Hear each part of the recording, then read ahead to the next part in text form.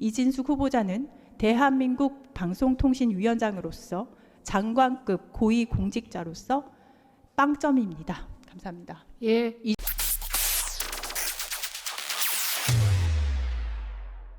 이진숙 후보자가 인사청문회 도중에 여러 번 실적을 언급하며 본인의 능력을 증명했다라고 한 내용이 있습니다. 굉장히 여러 번 말씀을 해서 듣다 못한 관계자들이 좀 전에 제보를 또 해왔습니다. 한번 읽어보겠습니다.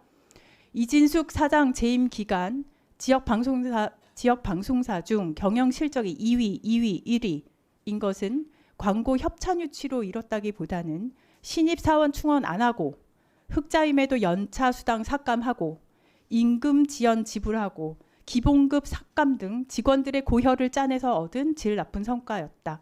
이진숙이 경영의 품질 얘기했는데 말 그대로 질 나쁜 경영의 표본을 보여준 시기였다. 특히 2017년 유일한 흑자는 최장기간 파업에 참여한 직원들 인건비를 안 줘서 달성한 결과다.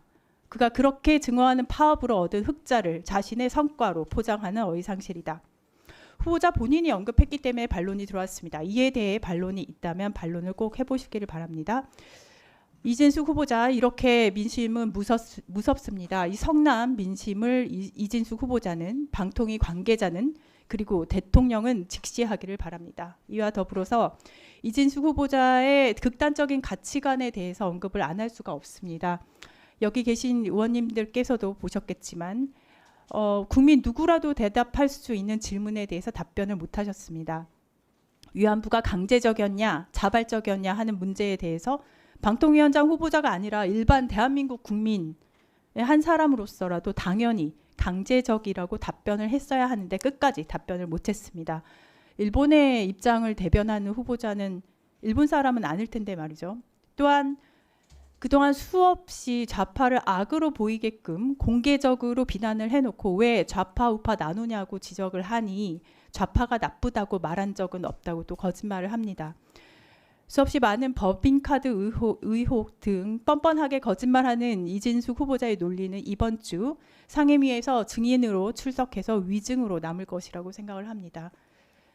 저는 청문회 도중에 무엇보다 뼈아프게 남은 게 있습니다. 세월호 유가족을 앞에 두고 기회를 줬음에도 불구하고 바로 앞에 있는데 피해자 가족이 바로 앞에 있는데 제대로 사과하지 않은 것은 국민들이 절대 납득할 수 없다고 생각합니다. 저는 그 순간 정말 마음이 무너져 내렸습니다. 한 가지 더 제가 사실은 회의 진행 늦어질까 봐 당일은 그냥 넘어가려고 했는데 시간이 있어서 짚고 넘어가야겠습니다. 인사청문회 마지막 날로 기억을 합니다. 본 위원은 마지막 질의에서 후보자의 위키트리 여론조작 시도 의혹과 관련해서 이동관 당시 청와대 홍보수석과의 사전 모의가 있었다는 제보 내용을 설명했습니다. 그런데 제 질의 후반부 한 2분 동안 이진숙 후보자는 갑자기 저쪽 반대편 벽을 바라보고 제가 질의를 끝날 때까지 다른 곳을 쳐다보고 있었습니다. 중간에 제가 다른 곳을 보시네요 했음에도 시정하지 않고 끝까지 반대편 벽을 보고 있었어요. 질문하는 사람의 눈을 바라볼 수도 없을 정도인지 묻지 않을 수가 없었습니다. 여론조작 의뢰에 대한 일과 이동관과의 관계를 떳떳하게 밝힐 수 있다라면 그렇게 했을까 싶습니다. 능력도 안 되고 가치관도 위험할 정도로 극단적이고 공직을 수행할 도덕성도 결여되어 있습니다. 아무리 좋게 봐주려 해도 서류 탈락감 후보를 내세운 대통령실에서 직접 취소를 해주기를 바라고 국회는 국회의 할 일을 하겠습니다. 이진숙 후보자는 대한민국 방송통신위원장으로서 장관급 고위공직자로서 빵점입니다. 감사합니다. 예.